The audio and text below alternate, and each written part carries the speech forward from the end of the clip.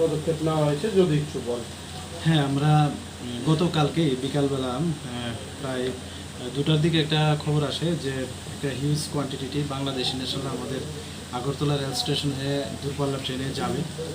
তো সেই সুবাদে আমরা আরপিএফ এবং আমাদের যে বিএসএফেরও গোয়েন্দা শাখা আছে এবং আমাদের যে আরও সিস্টার এজেন্সি আছে, আমরা ব্যাপারটা নিজেরা শেয়ার করলাম এবং শেয়ার করার পরে আমরা সবাই যেখানে এন্ট্রি পয়েন্ট আছে আমাদের আগরতলা রেল স্টেশনে, ওইখানে আমরা সবাই মানে প্রত্যেকটা উইং মানে জিআরপি, আরপিএফ, বিএসএফ, পাশাপাশি আমাদের যে সিস্টার এজেন্সিগুলো আছে সবাই আমরা অ্যাম্বুশে বসি।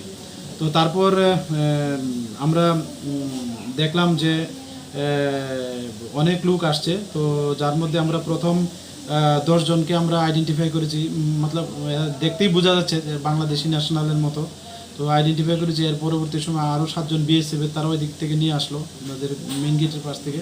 তো এইভাবে আমরা টোটাল 23 মানে 23 জন বাংলাদেশি লোককে আমরা আটক করেছি এবং গতকালকে এ নিয়ে আমরা একটা আগরতলা জিআরপি থানাতে মামলা গ্রহণ করি, কারণ তারা সবাই অবৈধভাবে আমাদের ভারতে ভূখণ্ডে প্রবেশ করে এবং তারা সবাই একে একে বলছে যে তারা চেন্নাই যাবে কাজের সন্ধানে, এরকম বলছে। তো যাই হোক, আমরা এই সুবাদে একটা মামলা নিয়েছি এবং এটা তদন্ত শুরু হয়েছে।